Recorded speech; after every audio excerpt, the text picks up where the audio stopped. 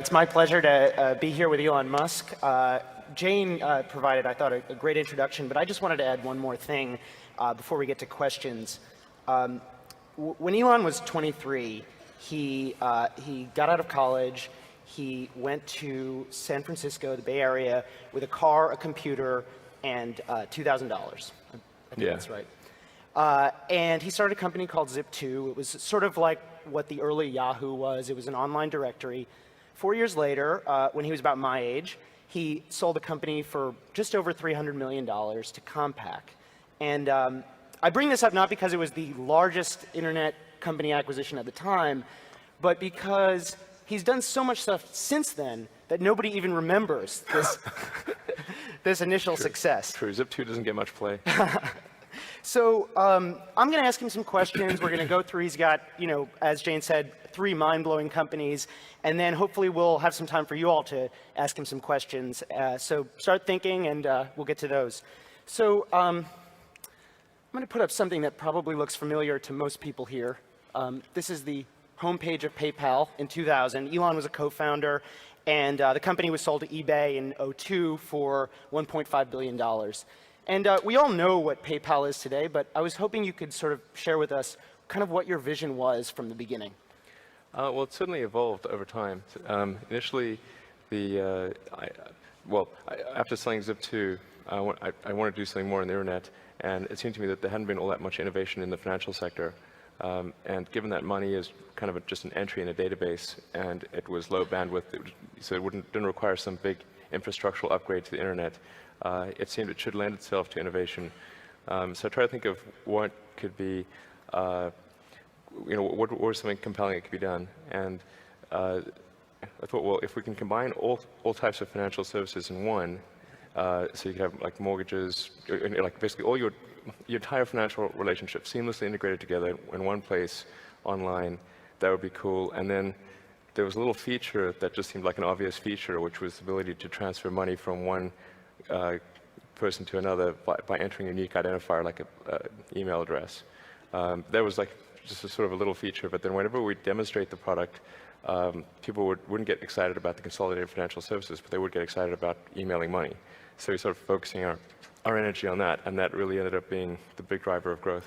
Right. So it sort of went from a super bank, I think that's what the media called it. Yeah, like a super financial services thing. Yeah.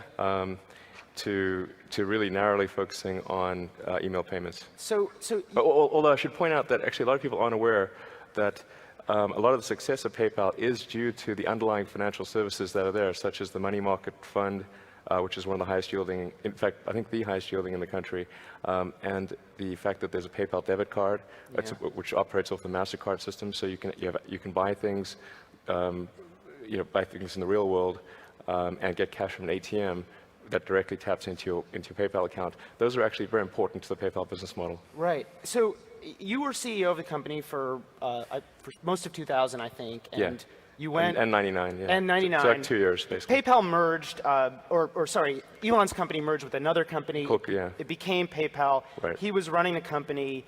He went on an investment raising trip, and when he got back, what happened? Well, yeah, so...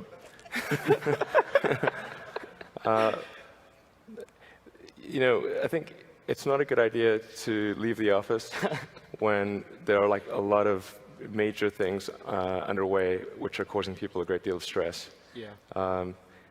But it was a combination of needing to raise money, and I'd gotten married earlier that year and not had any vacation or honeymoon or anything, so it was kind of a combined financing trip / honeymoon. Yeah. And anyway, but away for 2 weeks, and there was just so much. There was just a lot of worry, and that caused the management team to decide that I wasn't the right guy to run the company, and so the board was like, geez, what do we do? So basically, I could have fought it really hard, but instead I said, rather than fight it at this critical time, best to sort of concede. It's amazing to me how you managed, when I first asked you about this, you said you buried their hatchet. And you know, one of basically the person who replaced you just put, I think, $20 million or so into your company. And Yeah. how did you get past that kind of betrayal? I mean, how did you guys patch it up? Yeah, that's actually an interesting story. Well, while I didn't agree with their conclusion, I understood why they took the action they did. And they're not, you know, Peter and Max and David and the other guys, I mean, they're smart people with generally the right motivations. They did what they thought was right, and I think for the right reasons. I mean, except that the reasons weren't valid, in my opinion. But it's hard to argue with the ultimate outcome, which was positive. So, Right. you know, I just thought, you know, it's just easy to be better and just hate them forever. But you know, it's best the better course of action is to turn the other cheek and sort of you know, make the relationship good, and it was. You know, but I put a lot of effort into sort of making things good, and then yeah, actually recently the Founders Fund, which is comprised primarily of ex-PayPal people, including Peter, who replaced me as CEO, invested in SpaceX. Yeah. And I invested in Peter's things before Right. that. So I want to put up something about what this you know, PayPal sale to eBay helped make possible. Tell us what we're looking at. That's the Tesla Roadster, which is the world's first production electric sports car. And how much does it cost? How fast is Sure. it? Give us the sales pitch. Okay. They just opened a dealership, so he should be good at this. Yeah, actually, I've sold a lot of cars. So the Tesla Roadster is the nutshell, you know, the elevator speech thing is that the Roadster is faster than a Ferrari and more efficient than a Prius. So it actually has better acceleration than any Ferrari except the Enzo, and it's about 3.9 seconds 0 to 60. And that actually understates the true acceleration because 0 to 60 for a gasoline car is measured from when the wheels start moving, but the wheels only start moving when you engage the clutch, and it typically takes about a quarter second or more to engage the clutch. But there's no clutch for our car. It's direct drive, so you don't have a clutch engagement delay. So it's like a gasoline car with a 0 to 60 of about 3.6 seconds. And it's incredibly good handling. And then the energy efficiency of the car is probably the most amazing thing. It only costs $4 at current California rates to go about 250 miles. So the range, the current EPA rated range, which is a combination of highway and city with the air conditioning on, is 244 miles. So it's amazing. So this is, I mean, it's so cool. It costs $109,000 Yeah, if anybody's interested. It's expensive, but it's comparable to like a Porsche 911. Right. You know, so we wanted to have something which was in the price range of a comparable gasoline car that it could, you know, probably beat. You know, so that's key because, you know, it's one thing to have a compelling product, but it has to be a compelling product at a compelling price. Right. You, in the press, obviously, this has gotten a lot of attention, and Elon's taken a lot of flack for various redesigns. You've been portrayed as a micromanager, you know, redesigning the headlights or whatever. I thought it was a nano manager. I've improved several orders of magnitude. So, why does the car need to be perfect? I mean, why did you need to redesign, you know, the doors, for instance? Well, first of all, the car is definitely not perfect. Okay. In fact, one of the things that troubles me personally is like when I see a product, I can immediately see a readout of all the flaws. Yeah. I need to reprogram myself or remind myself to like look at the good things as well. So it's certainly far from perfect, but the acceptance, I mean, fundamentally, if you don't have a compelling product at a compelling price, you don't have a great company. And that was really the gate that the car had to pass through. And so there were things like the door sills, because we used a chassis that was inherited from Lotus Elise, In retrospect, we should have completely redesigned the car and not use any Elise componentry, because we really, it's sort of like you go into a house and you think you'll just change this or that and it'll be all okay, and then you end up changing everything in the house. It would have been better to just level the house and start and do something new, because our car is 30% heavier. The load points are all different, so we had to really redesign the chassis. And one of the things I said we've got to do is to lower the dorsals. And as it is, our dorsals are still too high, but I'd say, imagine if they're 2 inches higher, because that's what they were. It made it almost unusable, in my view. Yeah, I mean, what Elon, I think you were quoted saying something like, DeLorean failed because they built a bad car, and, and the car needs to be worth $109,000 to absolutely, make it work. Absolutely, exactly. If you don't, exactly, we did not want to create another DeLorean, and the DeLorean kind of looked kind of cool, but it was really weak on performance. Yeah. It was unreliable, and there were lots of little issues with the car, and we just didn't want to be in that situation. And it's not like, I mean, we could have built a worse car and still sold a bunch of them, but if you don't sell enough to make the business look attractive to future investors, you're not going to attract the capital to take it to the next level, or even to sustain where it is. How many orders have you taken? So 1,200 deposits. Wow. So we only take orders when somebody puts down a deposit of at least $5,000. Yeah. So I'm going to move to another company, but you told me that the last successful car startup was Jeep in 1941. Yeah, in the U.S., yeah. In the U.S. So doesn't that kind of say something bad about going into the car business? I mean, why go for this? Well, certainly I would not have done this if it were a gasoline car. So this is not about, it's not because I thought the world had a shortage of sports cars that we started Tesla. It's because it's very important that we accelerate the transition away from gasoline, for environmental reasons, for economic reasons, for national security reasons. It's very, very fundamental. And frankly,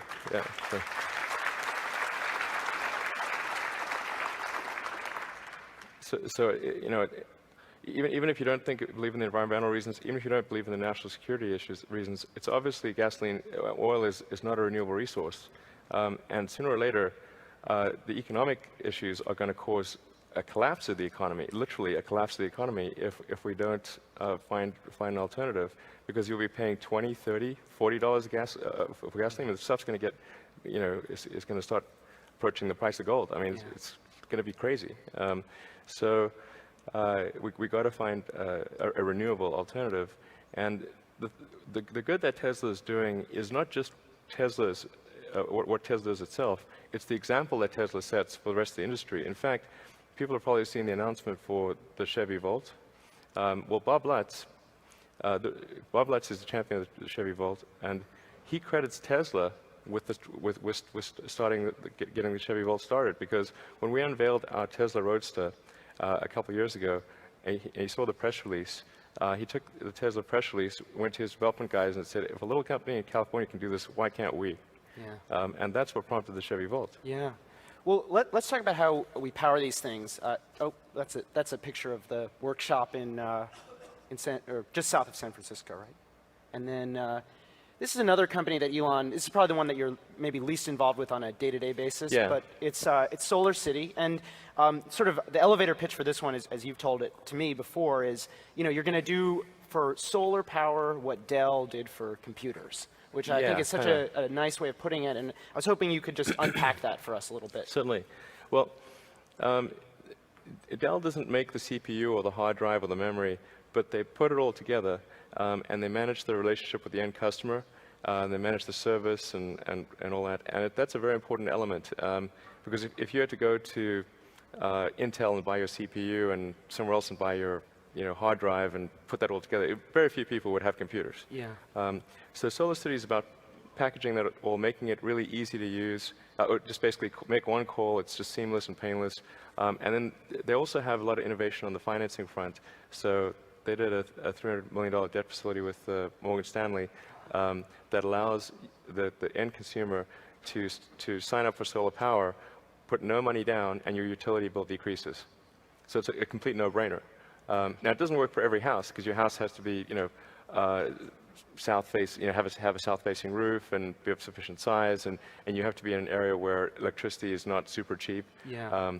But it works for a lot of houses, and maybe probably a third of the houses in California, something like that. And so they've just enjoyed phenomenal growth. I mean, they're literally growing as fast as they can hire good people. I mean, the numbers for the month of August came in, and Solar City is as big as the next 5 solar power providers combined in California. So, and all credit to them. I mean, really, it's a phenomenal job. I mean, I was sort of weigh in every now and again, like, yeah, how about this, or how about that? But really, I deserve very little credit for Solar City. No nano-managing there. No, not at all. Yeah. Thank goodness. So Jane brought up Mars in her introduction. And, you got out of PayPal and Zip2, with a lot of money. And I'm sure people in this room have had this happen to them, and many people will have it happen sometime in the future, I hope. And instead of buying mutual funds or, I don't know, doing what one does with several $100 million, you decided to... Mortgage-backed securities, I hear they're great. You decided to start a rocket company with the express purpose of, making it cheaper to get stuff in outer space and then eventually going to Mars, or helping humanity go to Mars. And I just wanted to know, why? Why do that? It isn't obvious? Well, when I was in college, there were sort of 3 areas that I thought of what's really going to affect the future of humanity in a significant way. And the 3 things that seemed to be most significant to me were the internet, the transition to a sustainable energy economy, and the third was the extension of life beyond Earth, becoming multiplanetary. I didn't think I'd be involved at all in option 3, but the reason I think it's important is it goes to how we decide that anything is important. And the lens of history is a good way to distinguish what seems important in the moment from what is truly important over the long term. And if you zoom out and look at a long enough period of time, and say the 4 billion year history of Earth, and the evolution of life itself, then there's only about half a dozen or so major milestones in the history of life. There's obviously single-celled life, multicellular life, differentiation to plants and animals, the transition from oceans to land, mammals, consciousness, and then also on that scale would fit life becoming multiplanetary. It would be, I think, at least as important as life going from the oceans to land, and probably more important or more significant, because at least that was a gradual transition. If things got a little uncomfortable on land, you could just hop back in the ocean, and that's not really feasible on interplanetary journeys.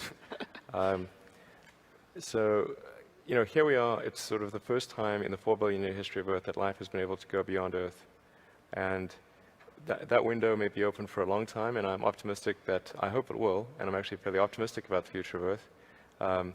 But something may happen that closes that window and prevents life from extending beyond Earth, and that risks the extension of life, or at least consciousness as we know it, and that would be a terrible thing. Yeah. Life is a terrible thing to waste. So I want to give people a sense of what kind of we're talking about. So we just have a short, this is, building the rocket, and this should give people a sense of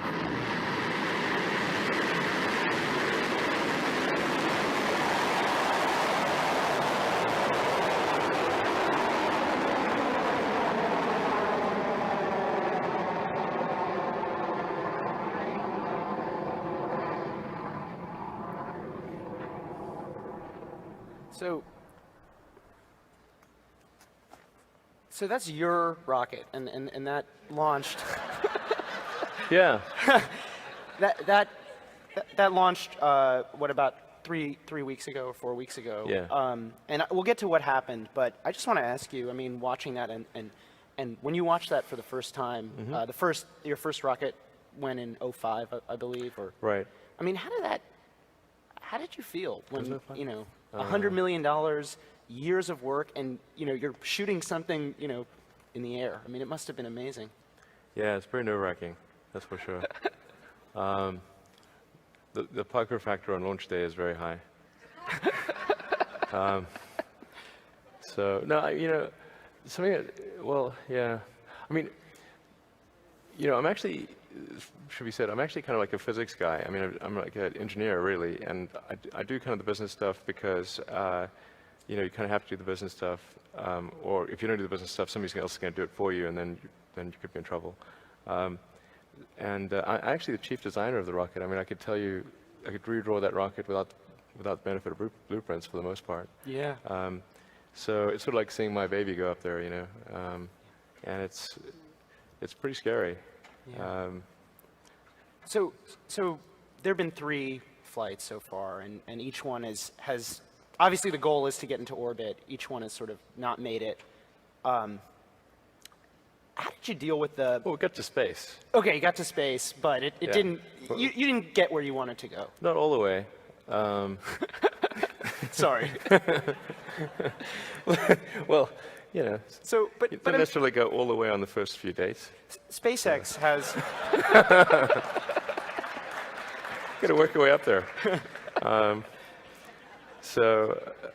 But it certainly flights 2 and 3 got to well beyond the boundaries of space. Didn't get to full orbital velocity though. Yeah, but I mean, you've got SpaceX has several hundred employees, and obviously you said it was like your baby. I mean, how did you deal with it personally, and then how did you deal with the company as a manager, sort of helping them get past it and helping your customers get past it, obviously, to keep their money, because nobody's taken their money out of Right. SpaceX. They've sold 12 flights and none of the customers have asked for their money back. That's true. So how did you do that? Lots of therapy, lots of hand-holding. It was just, I think the customers that are signed up for SpaceX are pretty sophisticated. They understand that in the early attempts at flight, in the development phase, essentially, we call it the beta phase if it was software, there will be crashes, and things won't initially go 100%. They obviously do expect that once we get out of the development phase, that there will be good reliability. And that really is a function of eliminating design-related issues. Yeah. The last launch had a problem because we had a brand new engine on it that had a thrust transient that was longer than the last one, and so there was an issue following stage separation. Right. But generally, they're quite sophisticated customers, and they understand what's going on. And actually, the first 3 flights were paid for by, well, the first 2 were paid for by DARPA, the Defense Advanced Research Project Agency, and the third one was paid for by the Air Force Operational Responsive Space Office. And the outcomes they were looking for were not really the delivery of a satellite to orbit. They were actually looking for demonstration of rapid launch. Right. And Which so you they showed actually them. felt that we were fully paid for 3 flights. Right. So I'm going to ask one more question, and then we'll have some time for a quick Q&A. There's another rocket that looks just like this right now in the Marshall Islands, where SpaceX launches from, and I think you told me it's going to go on This on coming week, Tuesday, hopefully. or hopefully this Yeah. week. And you told me, and I think you've written this elsewhere, that starting a rocket company it's so risky. It's like playing Russian roulette. And Well, each launch is a bit like Russian roulette, yeah. okay, and But Russian roulette, it's worth pointing out that you're probably going to win. but I wanted to ask you, Russian roulette, how do you know that you're dead? I mean, when do you stop? When do you say, you know what, I'm not going to make it? Or how do you know? I think if we run out of money. But we actually, I know this sounds crazy, but we were profitable last year. We're going to be profitable this year. I'm not a big profit, it's a fairly small profit. And we have enough funding on hand and with existing contracts that are independent of Falcon 1 to last through the end of next year. Okay. So I was just told, I guess we don't have time for questions, and I'll let that be my last question. Okay. But Elon, thank you so much for being here and just sharing your story with us. It's so inspiring, and thank you. Thank you.